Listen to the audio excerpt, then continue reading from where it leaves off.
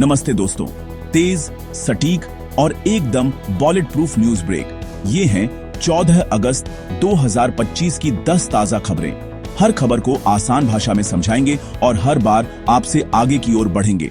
तो बने रहिए और शुरुआत करते हैं। राजस्थान में मानसून की वापसी। प्रदेश में 15 अगस्त के बाद मानसून फिर सक्रिय होगा। 18-19 अगस्त को दक्षिणी और पश्चिमी इलाकों में भारी बारिश की संभावना। जयपुर मौसम केंद्र ने 14 से 17 अगस्त के लिए अलर्ट जारी किया। राजस्थान में मानसून की नई गतिविधि से अगले सप्ताह कई जिलों में तेज वर्षा की आशंका है। जयपुर मौसम केंद्र के अलर्ट के अनुसार 14 से 17 अगस्त में सतर्कता बरतनी है और 18-19 अगस्त को दक्षिणी व पश्चिमी हिस्सों में भारी बारिश की संभावना है। यह किसान, यातायात और स्थानीय अवसंरचना पर असर डाल सकता है। निचले इलाकों में जल भराव, सड़कें बंद या खेतों में नुकसान हो सकता है। प्रशासन और नागरिकों को मौसम अपडेट पर कड़ी निगरानी बनाकर रखना चाहिए। आगे बढ़ते हैं। अगली खबर में यूपी का मौसम क्या कहता है, देखते हैं। यूपी में भारी बारिश का अलर्ट। अगले 48 घंटों में बरेली, पीलीभीत समेत 44 जिलों में भारी से बहुत भारी बारिश का येलो अलर्ट। गरज चमक के साथ बौछारें पड़ेंगी।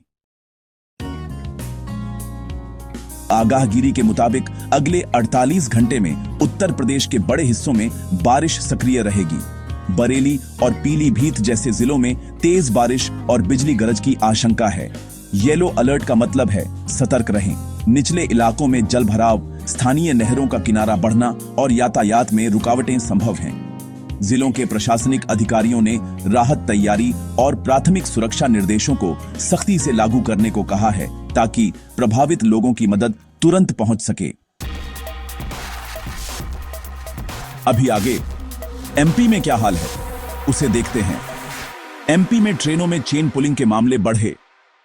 भोपाल रेल मंडल में जनवरी से जुलाई तक लगभग 3,300 मामले दर्ज। 2,981 यात्रियों पर जुर्माना और सजा।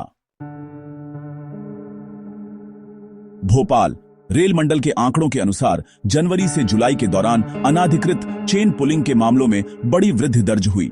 लगभग 3,300 शिकायतें आईं और 2,981 यात्रियों पर कानूनी कार्यवाही हुई।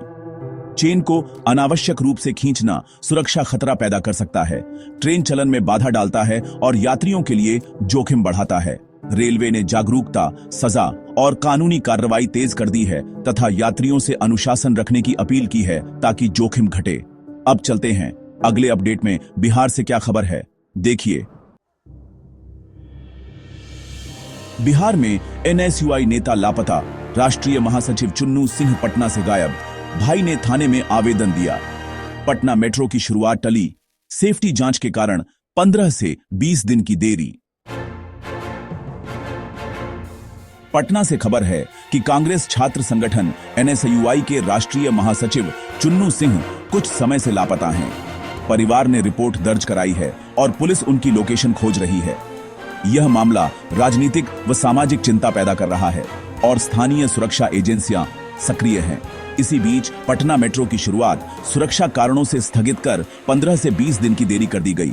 दोनों घटनाओं ने शहर में सतर्कता बढ़ा दी है और अधिकारियों को आपात जवाबदेही निभानी होगी। आगे बढ़ते हैं। राष्ट्रीय स्तर पर बारिश का असर कितना बड़ा है, देखें। राष्ट्रीय स्तर पर बारिश का कहर। हिमाचल, उत्तराखंड, यूपी और बिहार में बाढ़ से 17 लाख से अधिक प्रभावित। कई जिलों में विकराल स्थिति। मॉनसून की तेजी से उत्तर भारत के कई हिस्सों में तबाही मची हुई है। हिमाचल, उत्तराखंड, यूपी व बिहार में बाढ़ और जल प्रवाह से लाखों लोग प्रभावित हुए हैं। रिपोर्टों के मुताबिक सिर्फ बिहार में ही लगभग 17 लाख लोग 10 जिलों में प्रभावित माने जा रहे हैं। सड़कों का कटना, गांवों का जलमग्न होना और व्यापक बचाव कार्य जारी है। प्रशासन, एनडीआरएफ व सशस्त्र बल राहत कार्य में जुटे हुए हैं। प्रभावितों के लिए अस्थायी शिविर व प्राथमिक चिकित्सा की व्यवस्था तेज की जा रही है। अगली खबर में बिहार सरकार का कैबिनेट क्या निर्णय ले रहा है, देखते हैं। नीतीश कैबिनेट का फैसला। बिहार में जेपी सम्मान योजना के लाभार्थियों की पेंशन राशि बढ़ाई गई। बिहार सरकार ने जेपी सम्मान योजना के लाभार्थियों के लिए पेंशन राशि बढ़ाने का निर्णय लिया है, जिससे वृद्ध और आर्थिक रूप से कमजोर लोगों की मासिक आमदनी में सुधार होगा। यह कदम सामाजिक सुरक्षा कवरेज बढ़ाने और जीवनयापन को आसान बनाने की दिशा में है। खासकर बाढ़ व अन्य आपदाओं के समय यह मदद और भी जरूरी हो जाती है। प्रावधानों का क्रियान्वयन व लाभार्थियों की सूची अपडेट करके धनराशि सीधे बैंक खातों में पहुंचाने का प्रयास किया जाएगा। अब यूपी विधानसभा के विशेष सत्र पर नजर डालते हैं।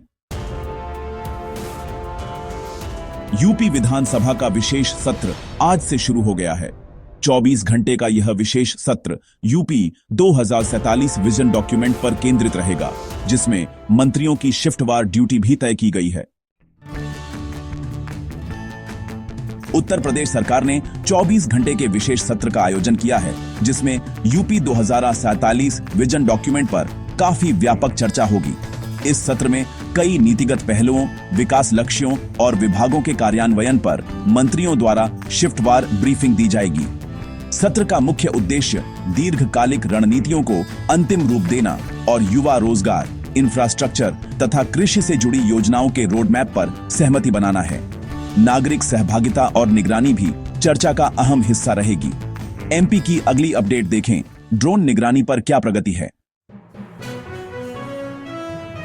एमपी में ड्रोन निगरानी के तहत 200 से अधिक निर्माण स्थलों पर ड्रोन की मदद से लगातार नजर रखी जा रही है, ताकि विकास कार्यों की गुणवत्ता सुनिश्चित की जा सके। मध्य प्रदेश सरकार ने 200 से अधिक निर्माण स्थलों पर ड्रोन निगरानी लागू कर दी है, ताकि परियोजनाओं की प्रगति, गुणवत्ता और नियमों का पालन रियल टाइम में मॉनिटर किया जा सके। ड्रोन से साइट इमेजरी और वीडियो मिलकर असमानताओं, देरी या घटिया निर्माण के मामलों की तुरंत पहचान होती है, जिससे तेजी से सुधारात्मक कदम उठाए जा सकते हैं। यह कदम पारदर्शिता बढ़ाने और जनता के पैसे के सही उपयोग को सुनिश्चित करने की दिशा में एक बड़ा प्रयास है। राष्ट्रीय कैबिनेट के फैसले भी जरूरी हैं, तो चलिए आगे देखते हैं। राष्ट्रीय कैबिनेट मीटिंग में मंजूरी। मोदी कैबिनेट ने 4 नए सेमीकंडक्टर प्रोजेक्ट्स को हरी झंडी दी है। सरकार 4,594 करोड़ रुपए निवेश करेगी। लखनऊ मेट्रो के अगले फेज को भी मंजूरी मिल गई है। केंद्र सरकार ने 4 नए सेमीकंडक्टर प्रोजेक्ट्स को मंजूरी दी है। कुल निवेश लगभग 4,594 करोड़ रुपए, जो ओडिशा, आंध्र प्रदेश और पंजाब में होंगे। इससे घरेलू चिप निर्माण को बढ़ावा मिलेगा और स्थानीय इलेक्ट्रॉनिक्स इकोसिस्टम मजबूत होगा। साथ ही लखनऊ मेट्रो के अगले फेज को भी हरी झंडी मिली है, जिससे शहरी कनेक्टिविटी में सुधार होगा। इन फैसलों से रोजगार, टेक निवेश व इंफ्रास्ट्रक्चर विकास को बल मिलेगा। और अंत में बिहार की बाढ़ से जुड़ा ताजा हाल देखें। बिहार में बाढ़ की स्थिति, 10 जिलों में सैलाब, 17 लाख से अधिक लोग प्रभावित, कई को घर छोड़ना पड़ा। बिहार में बाढ़ की स्थिति गंभीर बनी हुई है। 10 जिलों में बाढ़ के कारण लाखों लोग प्रभावित हैं और कई परिवारों को अपने घर छोड़कर सुरक्षित स्थानों पर शिफ्ट होना पड़ा। प्रभावित इलाकों में बचाव, रेस्क्यू ऑपरेशन, राहत सामग्री का वितरण और अस्थायी आश्रय निकाले जा रहे हैं। खाद्य सुरक्षा, साफ पानी और प्राथमिक स्वास्थ्य सुविधाएं प्राथमिकता पर है। राज्य प्रशासन और केंद्र की एजेंसियां मिलकर राहत व पुनर्वास कार्य को तेज कर रही हैं। यही थी आज की प्रमुख सूचनाएं। नीचे आउटरो पढ़िए। कैसी लगी आपको ये सारी खबरें? मुझे कमेंट्स में जरूर बताइए। अगर वीडियो अच्छा लगा हो तो इसे लाइक कीजिए, और अगर आपने चैनल को सब्सक्राइब नहीं किया है तो अभी सब्सक्राइब कीजिए। साथ ही घंटी के निशान को दबाना मत भूलिएगा, ताकि आपको हमारी हर नई वीडियो का नोटिफिकेशन सबसे पहले मिले। मैं फिर मिलूंगा ऐसी ही अच्छी और खास खबरों के साथ। तब तक के लिए जय श्री राम, जय हिंद, वंदे मातरम।